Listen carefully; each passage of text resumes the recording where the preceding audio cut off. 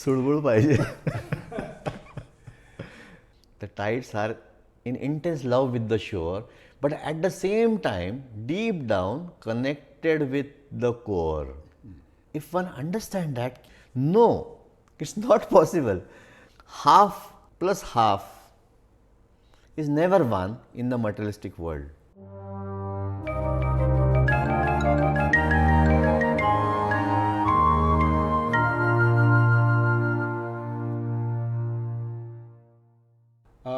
Allow me to summarize and correct me if I'm not understood you correctly. So yes, it is possible to be in a state like yours of stable peace regardless of situations. What's required for that is changing the levels of consciousness. You described 4 of them: for me, by me, through me, and then final realization is that it's always was within me, right? Now, as you have described, who is ready? Somebody at a given level who's completely satisfied or who's completely dissatisfied and no longer contented with what's happening. And when that happens, when that urge becomes intense and pure, that person becomes sensitive.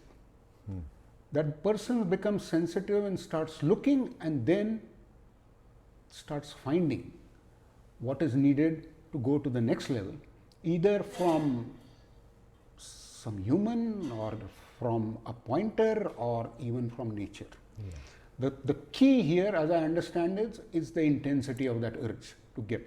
Yes. And the realization that I am stuck here. Yes. And I need something from not on this level.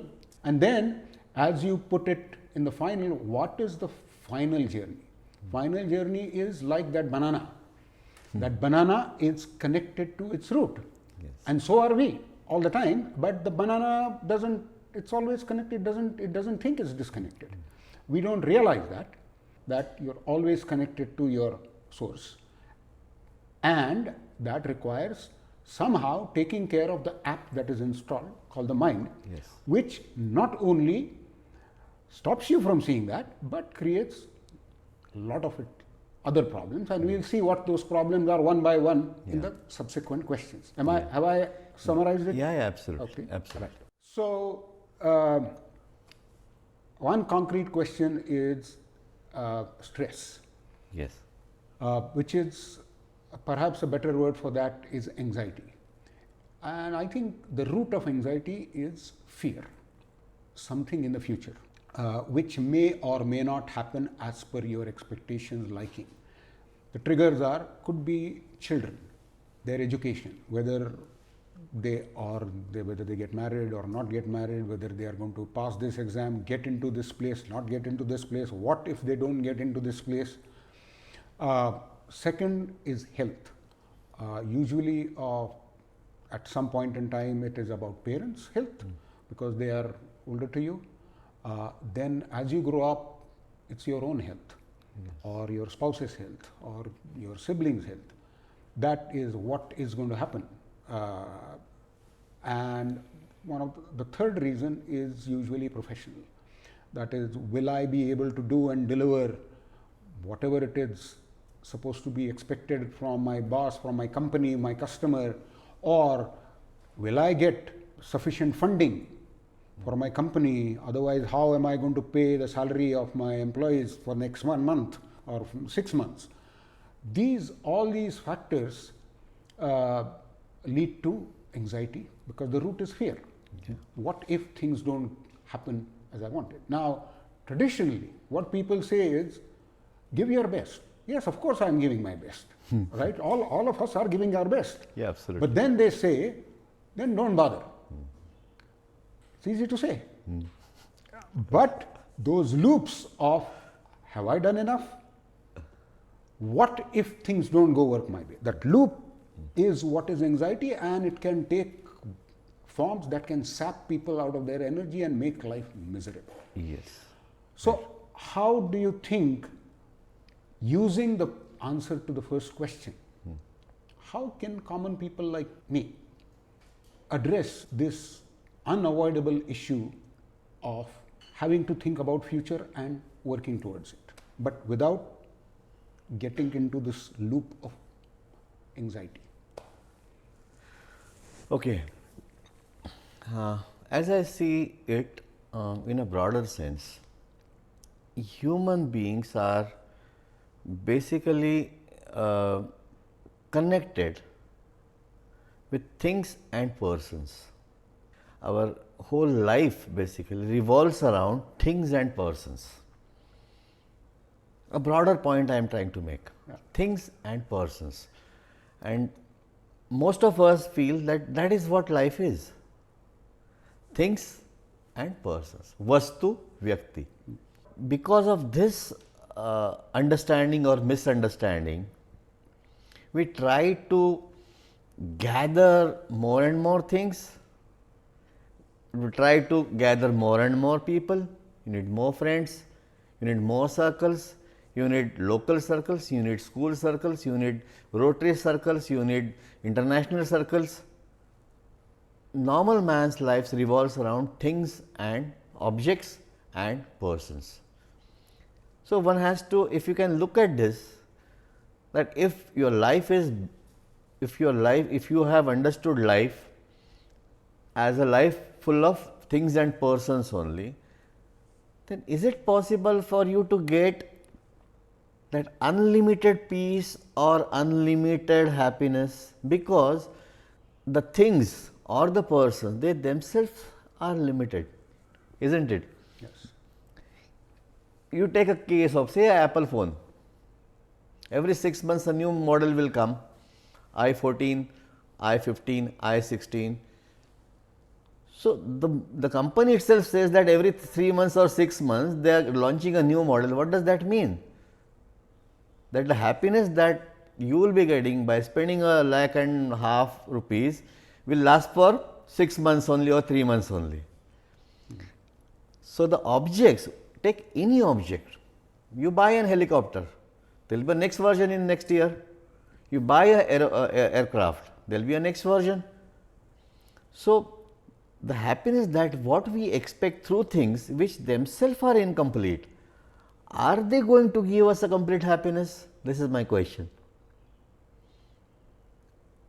We are expecting a complete everlasting happiness from those things which themselves are not complete, number one. And number two is from the persons. Aren't we expecting a happiness or the satisfaction from our closer ones? Maybe our siblings, maybe our parents, maybe our spouse, maybe our friends, closer ones. Now, the point one has to think over is basically that they themselves are not complete. Can they complete us? It's a fundamental thought if we can let sink within ourselves. If one understand that ki no, it's not possible. As I always say that half plus half is never one in the materialistic world. Never one. Half plus half is half only, or even less than that.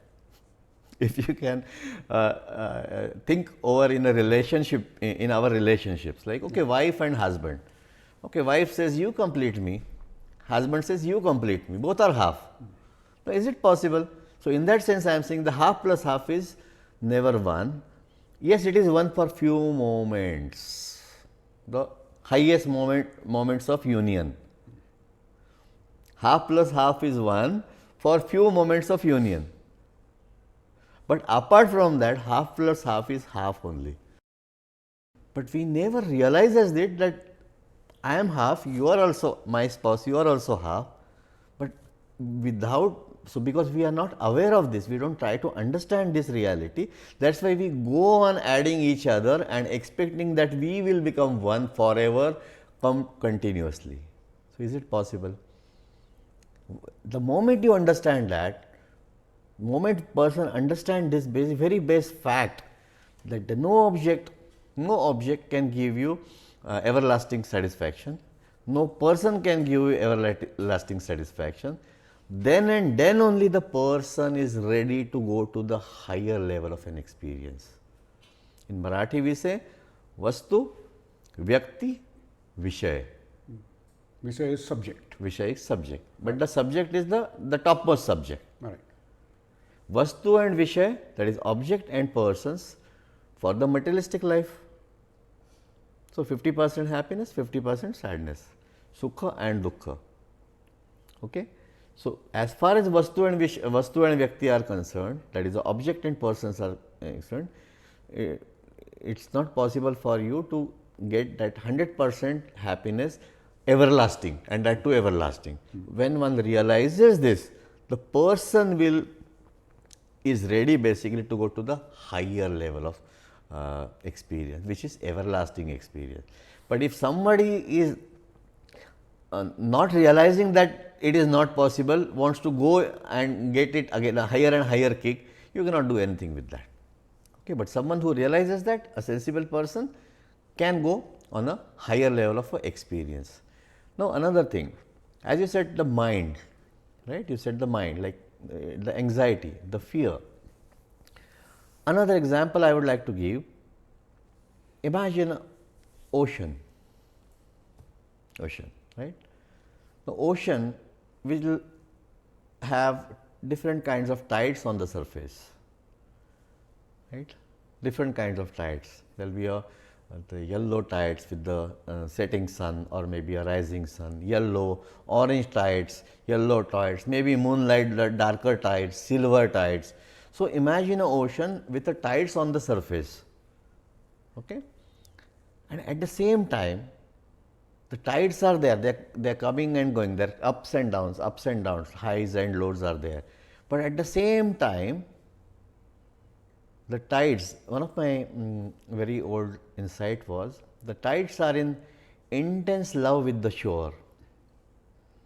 The tides are in intense love with the shore, but at the same time, deep down, connected with the core.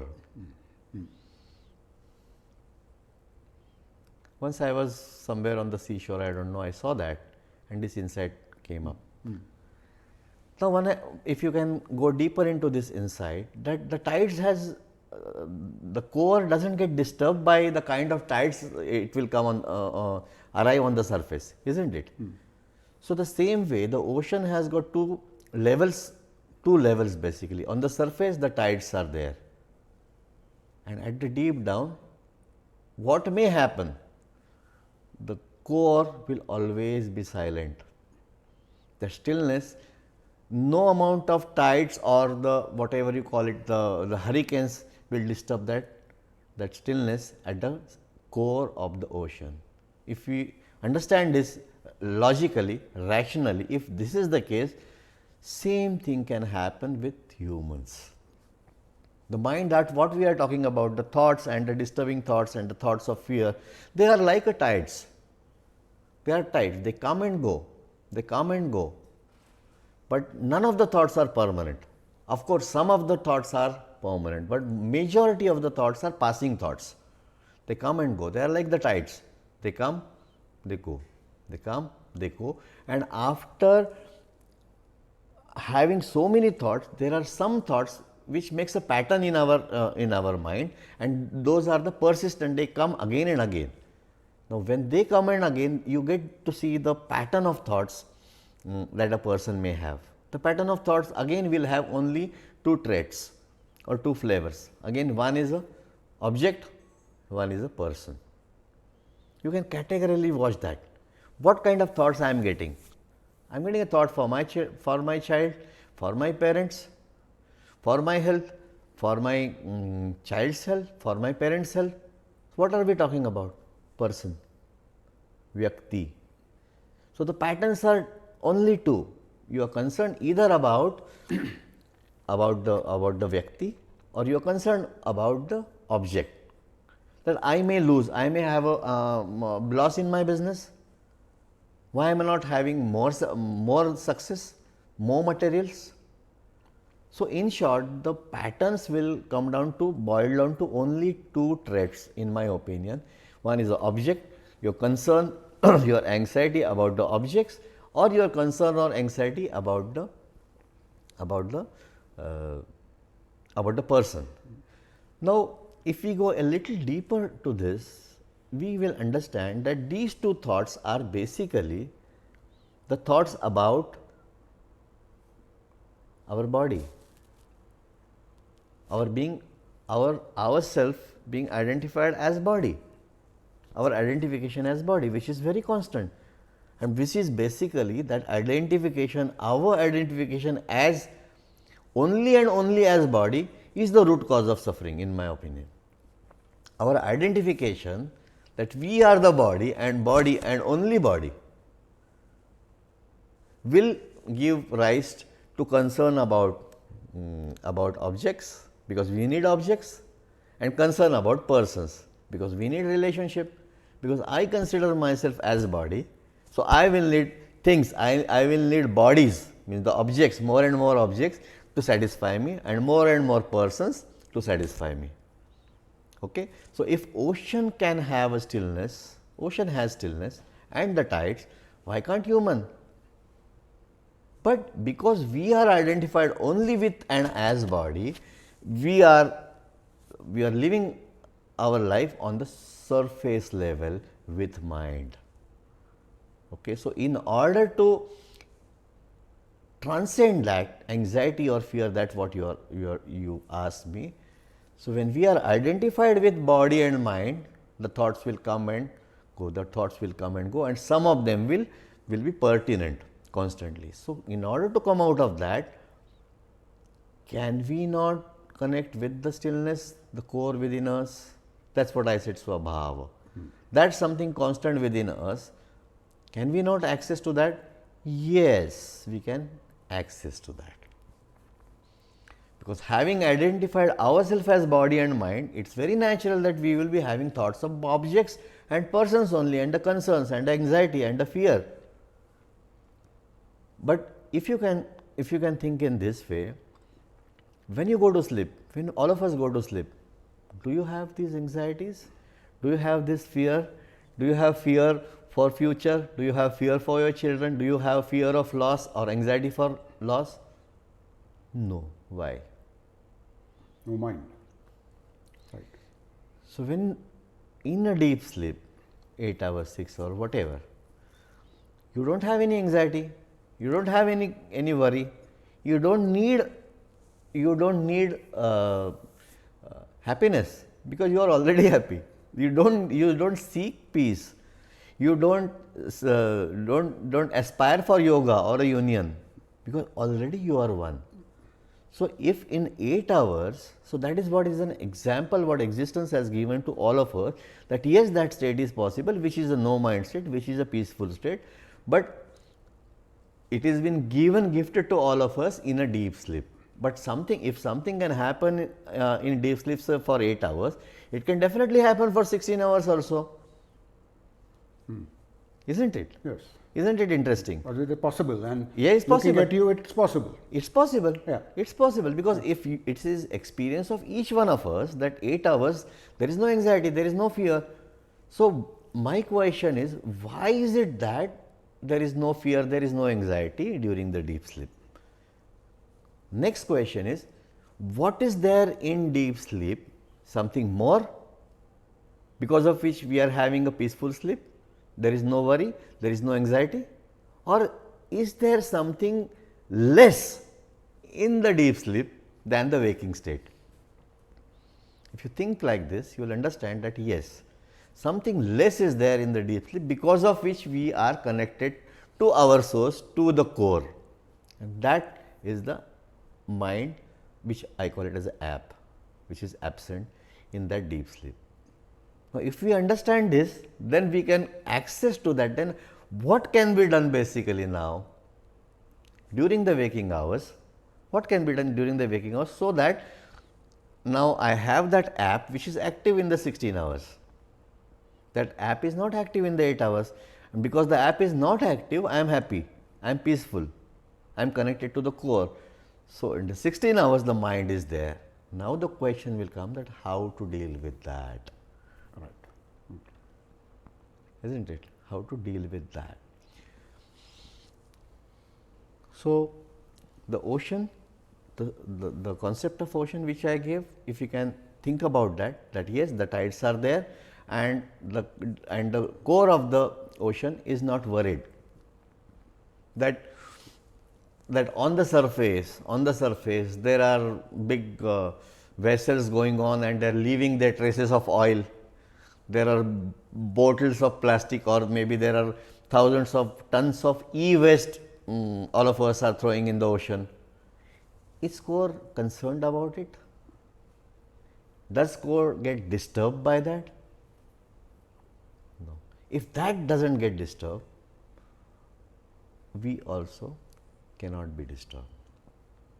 So by changing our identification, that is possible. In short, if I can say, more and more we are identified as body and mind, or a body mind premise, or a body mind complex. So if you want to go to that, reach your core, then identification has to be shifted for some time, because whatever we practice, we are used to it. Like all of us have gone through the primary schools. Like 2 1s are 2, 2 2s are 4, 2 3s are 6, 2 4s are 8, 2 5s are 10. By hearted it. Now we don't have to.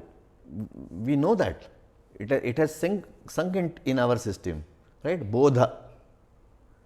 Same way, because by hearting of 2 into 2, 2 by 2 into 4 by 8, we have come to that understanding now. What I am trying to say is, now for going to that root, or our source, or maybe the deepest core, some practices are needed, isn't it? That identification of ourself as body and mind for some time can be set aside, and the identification with something constant within us can be started. Yes, sir. Okay, so let me try to summarize it, what you said so far. Anxiety, worry, fear Yeah. about the future, Yeah. be it based on loved ones, children, be it health issues, your own or somebody else's, professional, whatever the reason, it is bound to be there, Yes. provided we are only identified with the body. Yes.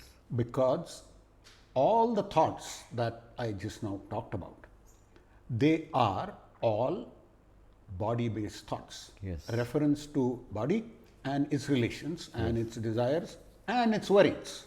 Because I am so and so, so this is and this is what I want, this is I may not get it, or I may be harmed, or my dear one may be harmed, whatever it may be, right? Yeah. And the way out exists, as you say, is that this doesn't happen in deep sleep. Yes.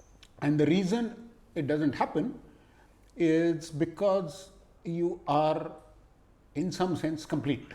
Yes. And that completion is not by adding something, Yes. it is by deleting something. Yes. Deleting is the mind, which is based on I am only this body. Yes. Deletion of that can also happen in waking state. Just like 8 hours of sleep, we don't have it, 16 hours, it's possible. Yes. But given our deep rooted habits of identifying with the body, Perfect. in order for us to get to disidentify from only a body, Yes. it will require, let's say, some practice, such as learning a table Yeah. more and more till it's clear Yeah. that that is not the case. Yes. And then you are in waking state as you are in deep sleep. Yes. And that is the only problem, and that is the only solution. That's what you're saying, Yes. right? Okay, thanks. Yeah. Okay.